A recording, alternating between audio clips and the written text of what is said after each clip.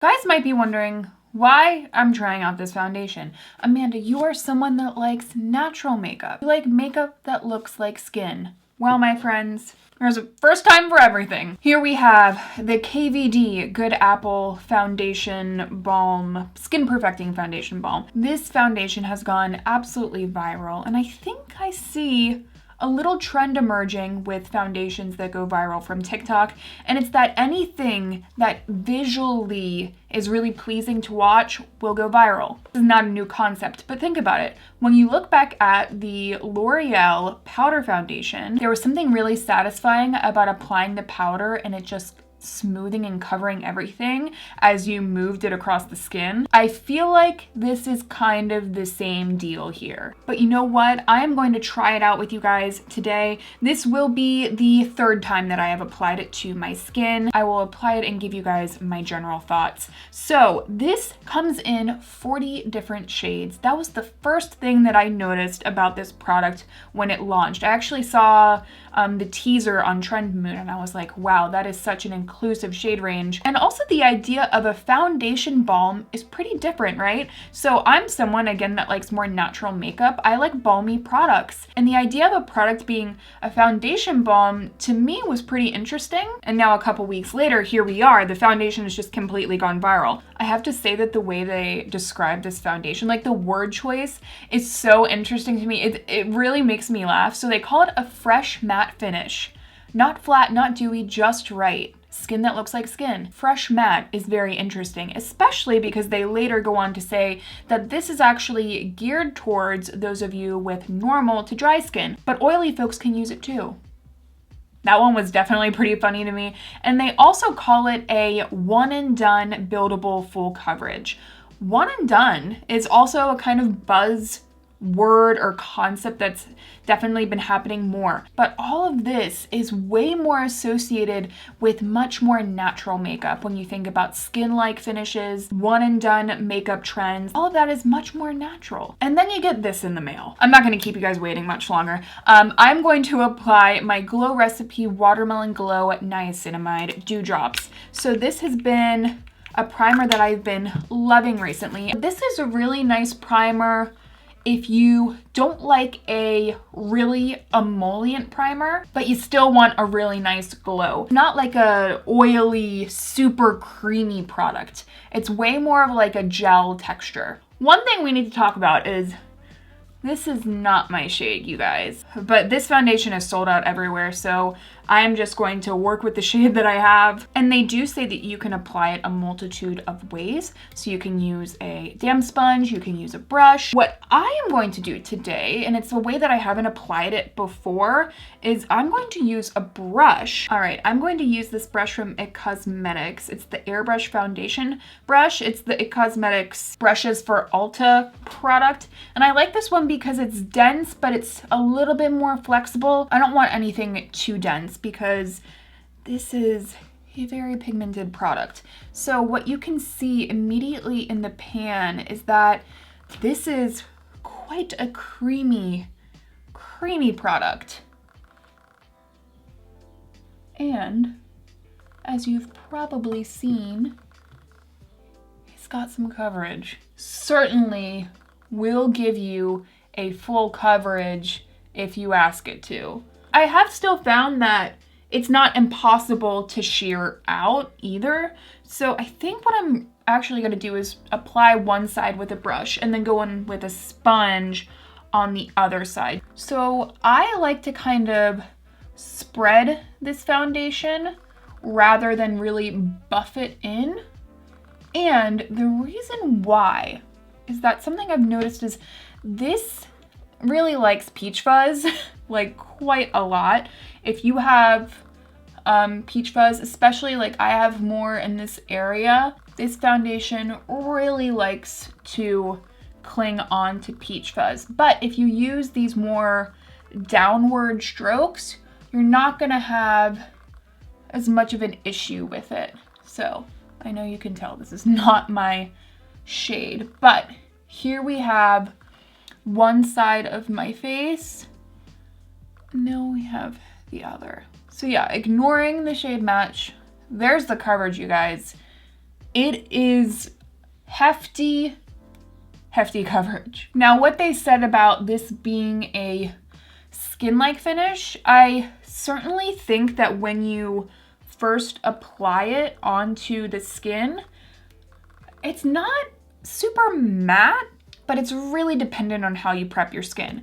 I don't think it would look this fresh if I hadn't used my Glow Recipe drops. And that's the thing with this foundation, and it's that consistent thing that I keep reminding myself, is that this is not going to look good if you don't prep your skin. The first time I wore this, I just had my moisturizer on and some sunscreen. I didn't prep any more than that, and the moisturizer had been on for a while, and this looked incredibly heavy. Let's go ahead and use a sponge. Ooh, I didn't really wring this one out well enough. So we are going to use a not soaking wet sponge and apply it on this side of the face. All right, here's my sponge. Here is the foundation. So let's add a little bit on. You can see it's like ultra creamy. I also get, weirdly enough, and I don't know if it's just me, you guys can let me know, I sometimes feel like this is a little olivey, but I might just be losing it. So again, I am spreading it and bouncing it into the skin. This makes me look like I have way more hair on my face than I actually do. And that is just very interesting to me. There are certainly some full coverage foundations that I have used that don't highlight that as much. Hey, listen, I got hair on my face, but it's not as much as this is making it out to be. I'm gonna actually go back in with a brush because I feel like the sponge isn't doing it for me. Now I'm going back onto the forehead. I have to say that this does look beautiful on my forehead. Like, it looks so just covered and full coverage. Now, it doesn't look as great as my normal foundation routine, but if I was like, oh, I need to go for like more of a glam look, then I'd be like, okay, you know, this is definitely giving me that coverage. So this is it on the skin. I have to say, you know, from far away, it's like, damn, that's a lot of coverage. And because we used that primer, it does have a nice kind of radiant look to it. It's not overly radiant, but I would certainly say it's more skin-like because we used the right primer. But here's the thing. This is the real story. You see how, like, my whole jawline looks heavy, especially on my cheeks. Right in here, I can just see the product sitting on my skin. That is not my favorite thing. It looks like I did a shitty job of blending it, even though I did not. And this is a reoccurring thing that I see, is that it doesn't like to sit on the skin in these areas for me. So let me finish on my makeup. I will zoom you back in and then I will give you some more thoughts. Alrighty, so we are back. Makeup is finished. So what I did is I went in with the eyes with the ever so iconic Charlotte Tilbury Oyster Pearl shadow. This is like, you know, a classic for me, a holy grail for sure. I went in with this new blush from Chanel that I've been loving. It is the Rose Bronze shade. And listen, this is expensive, but every time I put it on, I'm just really liking the color. It gives like beautiful dimension to the cheeks, and I really am liking a little bit more of that sculpted blush look recently, so really a huge fan of that one. On the lips, I used a Charlotte Tilbury combo. I did the Pillow Talk lip liner and the new hyaluronic Happikiss lipstick, and yeah, this formula, if you are a person that doesn't like lipsticks because they're too drying, or you find that they're too slippy, or in general you prefer a more balmy formula, for me this is between a tinted balm and a lipstick, and the formula is on point. Oh yeah, and I also used my Kosas Revealer Concealer to try and save the shade match. Was it successful? I'm not sure. As well as my Roen Cake Mascara. This is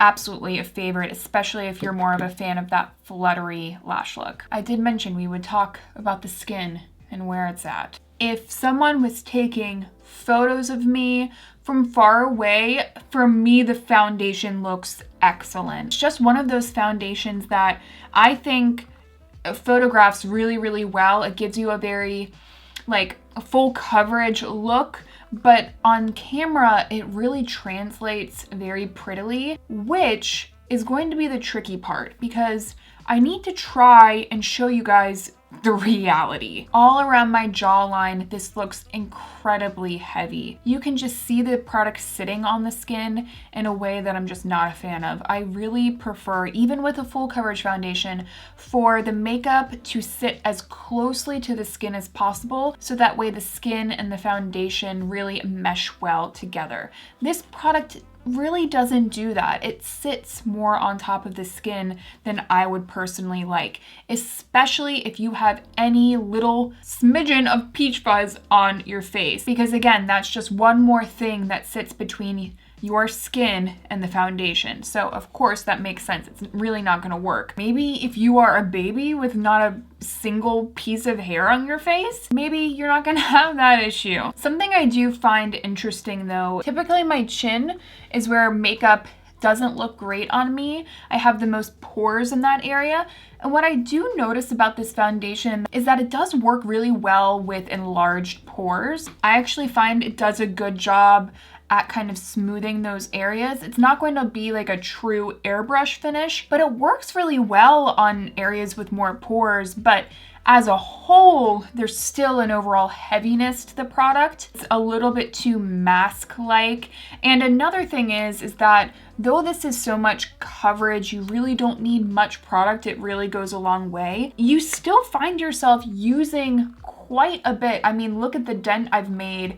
You find yourself using quite a bit because it's so emollient and so melty. And by the way, this is not a balm foundation. This, to me, it's not a balm by any means. This is just a cream foundation, you know? Like, it's just a cream foundation. I don't know, maybe the semantics about it doesn't really matter at all. But for me, this is just a highly pigmented, very, very emollient cream foundation. I love that there are so many different shades. I love that the actual packaging is recyclable. I love that it's not too expensive. It's obviously not luxury pricing. But I gotta tell you, if you are a fan of the kind of makeup that I like, I don't see you really enjoying this one. Also, two quick more side notes. I had stopped filming, but I realized I needed to say this.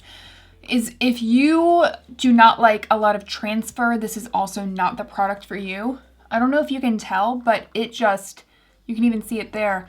This very readily transfers off the skin just because of the finish of this product, how very emollient and how very creamy it is. It's not going to feel super lightweight and it's not going to not transfer. So if you're wearing a mask with this, which you probably are, it will transfer off. Now, it's not going to leave a bunch of patches on your skin, but yeah, this is just a very, very, very creamy foundation. You know, one of the most creamy foundations that I have used. Definitely not the most comfortable foundation to wear. And the overall wear of it as you continue to wear it, I don't think it looks necessarily worse. It will continue to get more dewy, I think. Don't think it ever looks greasy. Now, you know, that's coming from someone with more dry skin. I think what makes this viral, in my opinion, is that on camera it looks really good. But what is on camera is not what is in real life. And for me, my skin in real life needs to look good. It needs to look natural. It needs to look fresh. At the end of the day, that's what matters for me. But I am not everyone, and other people really need products for photography, and other people do like a really, really full coverage product like this. I think this went viral because it looks so good on camera and because it is so satisfying to be able to see a product just completely cover the face with a single swipe. Like, the coverage really translates in a interesting way on camera. And that's the whole thing with a viral makeup product and a viral makeup video, is the transformative aspect of it is certainly at play here. Do I think it's a bad product? No. Do I recommend it? No. But again, that is just my 2 cents. So I hope that you guys did enjoy the video. If you did, definitely make sure to give this video a thumbs up. Are there any makeup products you'd like to see me try out next? I would love to know. Make sure you subscribe before you go as well, and I will see you in my next one.